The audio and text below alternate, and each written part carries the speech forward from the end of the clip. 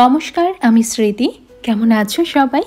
আশা করছি খুব ভালো আছো, আর তোমাদের ভালোবাসায় আমি তো ভীষণ ভালো আছি। আজ বুধবার আর ঘড়ির কাঁটা এখন সকাল 11টা। স্কুল কলেজে পুজোর ছুটি পড়ে গেছে, সেই কারণে তাড়াতাড়ি সকালে উঠে ওই 9:30টার মধ্যে রান্নাবান্না সারার কোনো প্রয়োজন এখন আর নেই।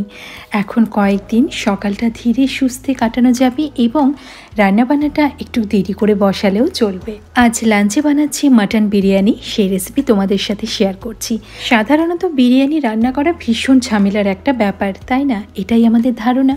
তবে আজ তোমাদের সাথে বিরিয়ানির যে রেসিপিটি শেয়ার করছি সেটি ভীষণ চটপট হয়ে যায় আর একদম ঝামেলা থাকে না। চিকেন মাটন রান্না করতে যেরকম মনে হয়, আজকের বিরিয়ানি রেসিপিটা দেখে তোমাদের ঠিক সেরকমই লাগবে।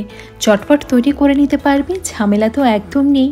আর রেসিপিটা একবার দেখে নিলে মাঝে মধ্যেই বাড়িতে বানিয়ে সকলকে খাইয়ে তাক লাগিয়ে দিতে পারবে। রান্নাটা চটজলদি হচ্ছে মানে এই নয় যে এর স্বাদের কোনো ঘাটতি থাকবে। সম্পূর্ণ রেসিপি দেখার পর যদি তোমরা ঠিক এই প্রসেসটাই ফলো করো, তাহলে তোমাদের সেই বিরিয়ানি বাজারের কেনা বিরিয়ানিকে টেক্কা দিতে পারবে, সেই গ্যারান্টি আমি দিতে পারি।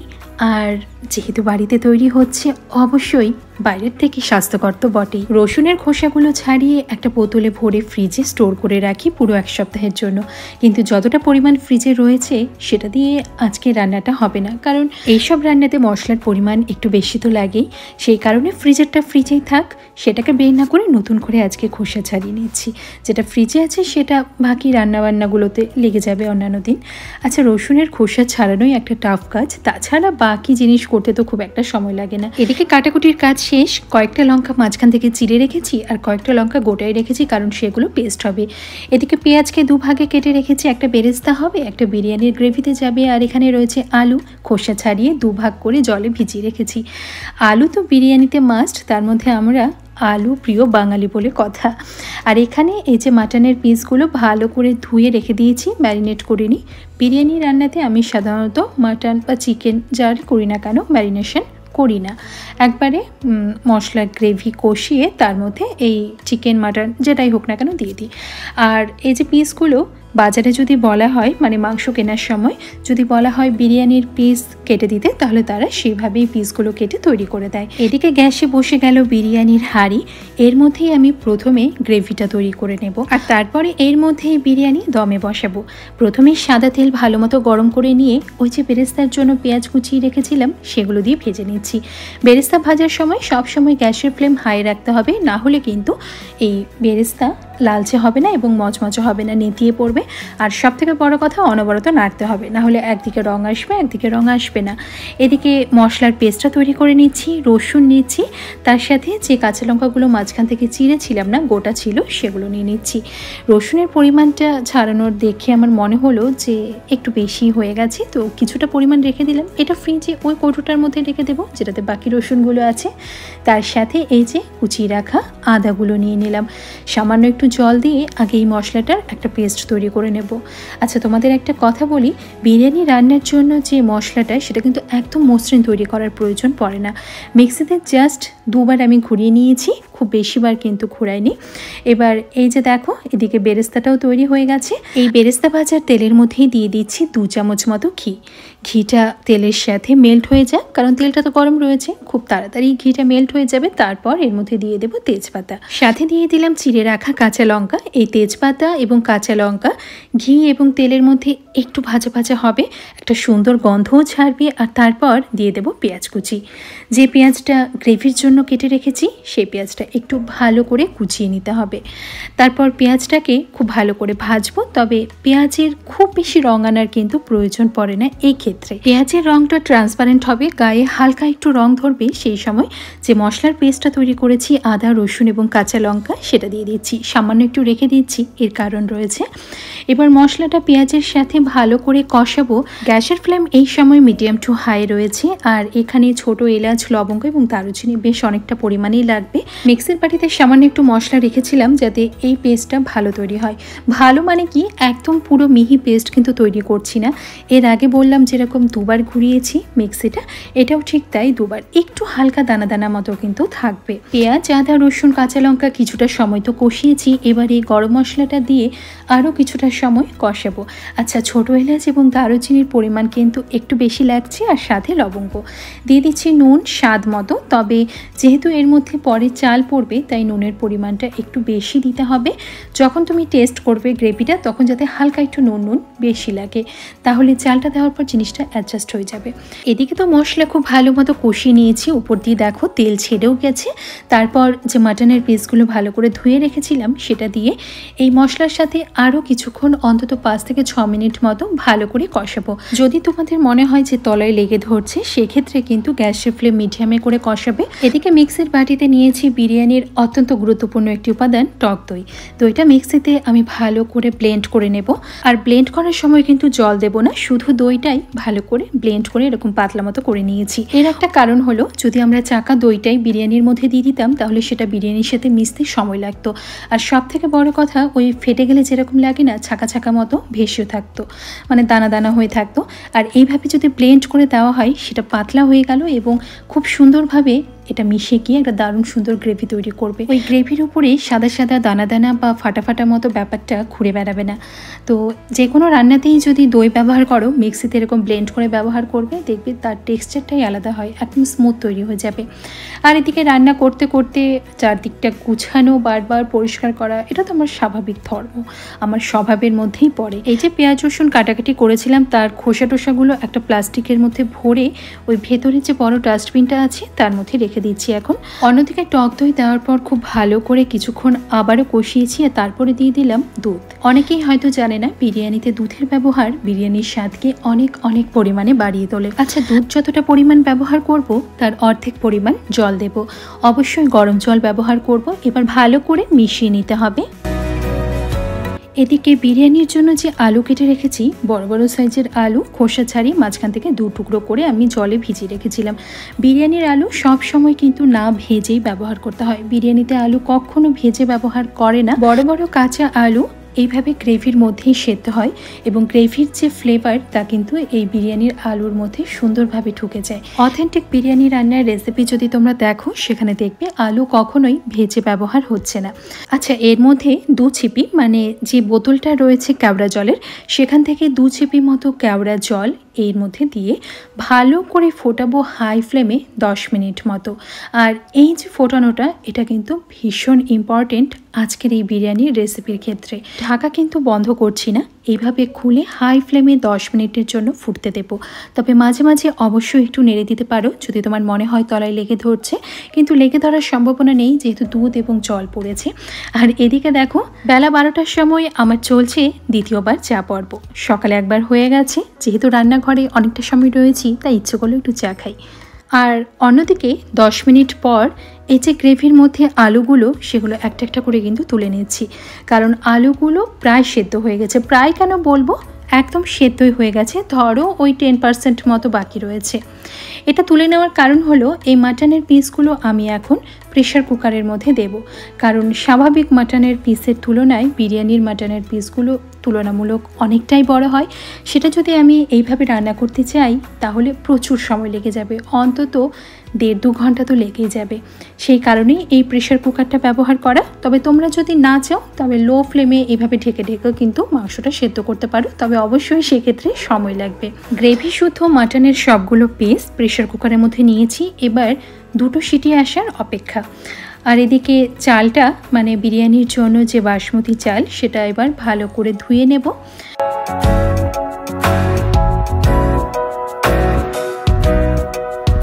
ভাত রান্না করার জন্য গ্যাসের উপর বসে গেল জলশুদ্ধ হাঁড়ি। এর মধ্যে দিয়ে দিচ্ছি একটু নুন। এবার নুনটা একটু নাড়াচাড়া করে জলের মধ্যে মিশিয়ে নিলাম।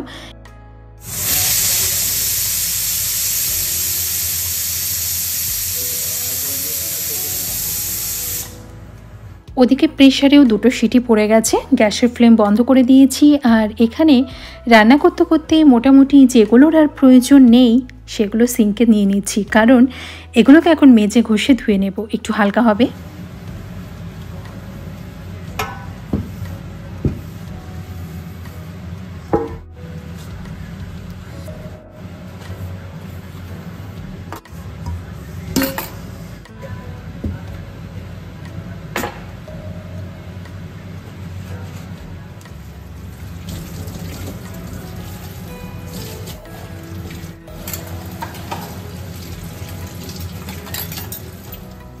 সিঙ্কে যে কটা বাসন জমেছিল সেগুলো মেজে ঘষে ধুয়ে পরিষ্কার করে রাখলাম, কারণ এরপর আরও প্রচুর বাসন বেরোবে।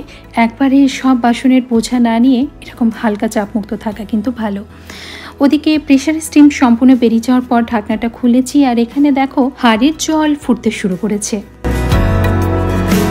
হাঁড়ির জল যখন একদম টকবক করে ফুটবে তখন ধুয়ে রাখা চালগুলো দিয়ে দেব। ওদিকে মাটন তৈরি, তার গ্রেভি তৈরি, এমনকি আলুটাও তৈরি। এই মুহূর্তে মানে ঠিক এই সময়টাতেই ভাতটা তৈরি করতে হবে। আর এই চালে তো খুব একটা সময় লাগে না ভাত তৈরি হতে। জলটা ভালো মতো ফুটে ওঠার পর চালটা দিলে খুব বেশি 7 থেকে 8 মিনিট সময় লাগবে, সেটাও হয়তো একটু বেশি বলে ফেললাম। ফ্রাইড রাইস রান্না করার সময় আমরা ভাত আগেই করে নিই এবং তারপর বড় কিছুতে ছড়িয়ে রাখি যাতে তার ভাবটা বেরিয়ে যায়। এক্ষেত্রে সেটা করলে কিন্তু হবে না, ভাতের যে ভাবটা সেটা বের করা চলবে না, তাহলে ময়েশ্চারটা চলে যাবে এবং সেই বিরিয়ানির স্বাদটা কিন্তু ভালো হয় না। সেই জন্য ভাতটা পরের দিকেই করতে হবে। সেই যে হাঁড়িটা যার মধ্যে গ্রেভিটা তৈরি করেছি সেখানে 1 চামচ মতো ঘি দিয়ে ঘিটাকে মেল্ট করে নিয়েছি, সেই জন্য গ্যাসটা অন করেছিলাম। ঘি মেল্ট হয়ে যাওয়ার পর গ্যাসটা কিন্তু এখন আবার বন্ধ করে দিয়েছি।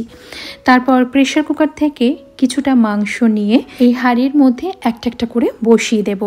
ওদিক থেকে একটু অসুবিধে হচ্ছে, তার সবগুলো পিস কিন্তু একবারে দিয়ে দেব না, কিছুটা পিস এই সবার ফার্স্টে দেব। আর এই যে গ্রেভিটা মানে এখানে যে মাংসের গ্রেভিটা তৈরি করেছি তার বেশিরভাগটাই কিন্তু নিচের দিকে দেব। গ্রেভির পরিমাণটা নিচে যদি বেশি থাকে তাহলে কিন্তু লেগে যাওয়ার সম্ভাবনা একদম থাকে না। আচ্ছা, এখানে ফার্স্ট লেয়ার বলা ভুল, মানে মাংসটা দিয়ে তৈরি করে রাখলাম। আর ওদিকে ইতিমধ্যেই কিন্তু ভাতটাও তৈরি হয়ে গেছে। আর এই যে ভাতটা গরম ধোয়া উঠবে, এখন মাঠটা গেলে নেব, তারপর যে ধোয়া উঠবে সেই ধোয়াযুক্ত ভাতে কিন্তু দমে বসাতে হবে, তাহলে দেখবে সেই বিরিয়ানির স্বাদটা অনেক সুন্দর হয়। কারণ ভাতটা শুকিয়ে যাচ্ছে না ঠান্ডা হয়ে, একটা গরম ধোয়া ওঠা ভাত ভাপের জন্য যাচ্ছে, চালের মধ্যে ময়েশ্চারটা ঠিকঠাক থাকছে। আচ্ছা, এবার মাটনের উপর ভাতের একটা লেয়ার দেব, বা বলতে পারো ভাত দিয়ে এই মাটনটা ঢেকে দেব।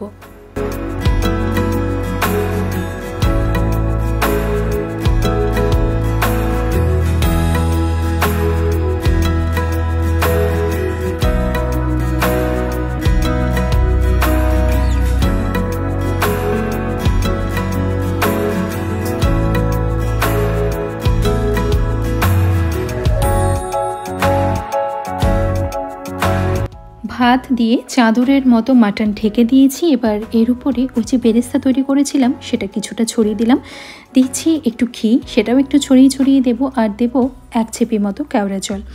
এই যে একটা লেয়ার তৈরি হলো, এবার সেকেন্ড লেয়ার তৈরি হচ্ছে। আবার যাচ্ছে মাটন দিয়ে সাজিয়ে নেওয়ার পর মাটনের যে গ্রেভিটা সেটা দিয়ে দিব এর উপর ছড়িয়ে, তারপর আবার একটা ভাতের লেয়ার এবং তার উপর সেই আবার পেঁয়াজের বেরেস্তা, তার উপর ঘি এবং কেওড়ার জল 1 ছিপি মতো।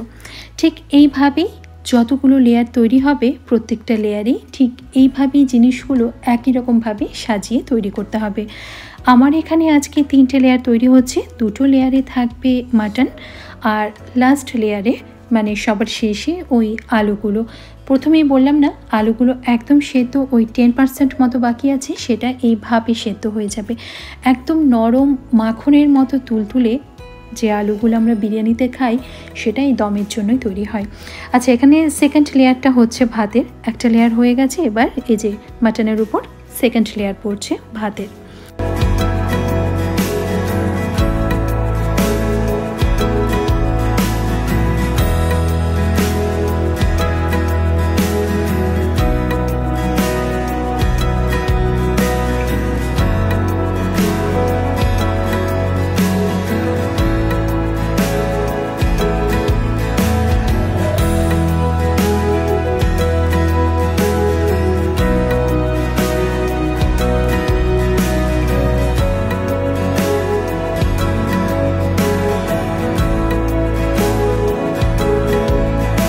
আলুগুলো সাজিয়ে নিয়ে তার উপর আবার একটু ভাতের লেয়ার দিচ্ছি। ভাতগুলো গরম রয়েছে আর নিচ থেকে দম পাচ্ছে, এর ফলে উপর এবং নিচ দুদিকের গরমে আলুগুলো একদম মাখনের মতো তুলতুলে তৈরি হবে। ভাতের হাঁড়িটা খালি হয়ে গেছে, জল দিয়ে ভিজিয়ে রাখছি, কারণ শুকিয়ে গেলে একদম আঠার মতো আটকে থাকবে, মাজতে ভীষণ কষ্ট হবে। আর বাসন মাজতেই যা দেরি, জমতে কি দেরি লাগে। দেখো একটু আগে এতগুলো বাসন মেজে উঠলাম, আবার কত বাসন জমতে শুরু করেছে। আর এখানেই শেষ নয়, এরপরে আরও জমবে। আচ্ছা, বিরিয়ানিতে ফিরে আসি। সবার উপরে আবার ওই পেঁয়াজের বেরেস্তা, আবার একটু ঘি আর কেওড়া জল। যতগুলো লেয়ার তৈরি হবে প্রত্যেকটা লেয়ারেই এই প্রসেসটা ফলো করতে হবে। আর আমি বিরিয়ানিতে শুধুমাত্র কেওড়া জলটাই ব্যবহার করি, আতর বা গোলাপ জল ব্যবহার করি না। তোমরা যদি চাও তাহলে এইভাবে প্রত্যেকটা লেয়ার তৈরি করার সময় 1 ড্রপ বা 2 ড্রপ করে আতর এবং এরকম 1 চিপি করে গোলাপ জল ছড়িয়ে দিতে পারো। এবার ভারী একটা ঢাকনা দিয়ে ঢেকে গ্যাসের ফ্লেম একদম লোতে করে 10 মিনিটের জন্য দমে বসালাম। 10 মিনিট পর গ্যাসের ফ্লেম বন্ধ করেছি, কিন্তু ঢাকনাটা এখনও খুলিনি। আরও 10 থেকে 15 মিনিট পর ঢাকনাটা খুলবো। ততক্ষণ এই যে স্যালাডটা তৈরি করে নিই। আর ইতিমধ্যে আমার রান্নাঘরের অনেকটা কাজই হয়ে গেছে, মানে যা যা বাসন বেরিয়েছিল সেগুলোও আবার মেজে নিয়েছি, গ্যাস স্টোভও মোটামুটি পরিষ্কার করে নিয়েছি। তো এখন এই স্যালাড কাটা হচ্ছে, আর তারপর দুপুরে হচ্ছে জমিয়ে খাওয়া দাওয়া। আচ্ছা, এই মুহূর্তে যারা যারা এখন ভিডিও দেখছো তাদের মধ্যে বিরিয়ানি খেতে কারা কারা খুব ভালোবাসো কমেন্টে লিখে জানাও। আমাদের বাড়িতে প্রায় সবাই বিরিয়ানি লাভার, আর ঠিক সেই কারণেই এরকম বাড়িতে চটপট বিরিয়ানি মাঝে মধ্যেই করে থাকি। তবে ওই যে প্রথমেই বললাম, চটপট হলেও স্বাদে কিন্তু কোনো খামতি নেই। এদিকে আমার স্যালাড কাটা কমপ্লিট, আর এখন হলো সেই মোক্ষম সময়। ঢাকা খুলে গেছে, চারিদিক মম করছে গন্ধে। প্রথমে আলুগুলোকে তুলে রাখছি, কারণ এই যে ঝাঁকাঝাঁকি কাটাকাটি হবে এতে এই নরম তুলতুলে মাখনের মতো আলুগুলো একদম ভেঙে চুরে যাবে। তাই গোটা গোটা আলু পেতে হলে প্রথমেই আলুগুলোকে এখান থেকে সরিয়ে নিতে হবে। আমি তো মাটনের পিসগুলো বের করে নিই, কারণ পরিবেশন করতে ভীষণ সুবিধা হয়। এবার ঢাকনা বন্ধ করে চেপে ধরে হাঁড়িটাকে খুব ভালো করে কয়েকবার ছাঁকিয়ে নিতে হবে। এতে যে মশলাগুলো রয়েছে, মানে যে গ্রেভিটা তৈরি করেছিলাম তার উপর যে চালগুলো মানে ভাত করে যেগুলো দিয়েছি, সেগুলো না খুব সুন্দরভাবে মিশে যাবে। একদিকে গ্রেভি একদিকে ভাত এরকম থাকবে না। এই ঝাঁকুনির ফলে জিনিসটা খুব সুন্দরভাবে মিশে গেল। আমি এখান থেকে এখন মাটনের পিসগুলো বের করে নেব, তাহলে আমার পরিবেশন করতে ভীষণ সুবিধা হয়।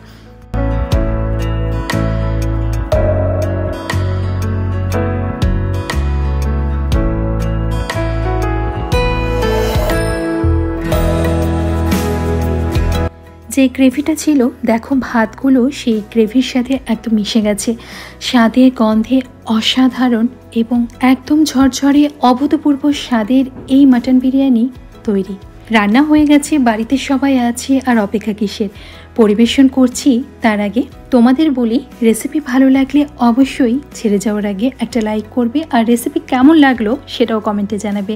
আর নতুন বন্ধুরা যারা আজকে আমার ভিডিও প্রথম দেখছো, চ্যানেলে নতুন এসেছো, তাদের কাছে আমার অনুরোধ, প্লিজ চ্যানেলটি সাবস্ক্রাইব করে আমার পাশে থেকো। সবাই খুব ভালো থেকো, সুস্থ থেকো, সাবধানে থেকো। আজ আসি।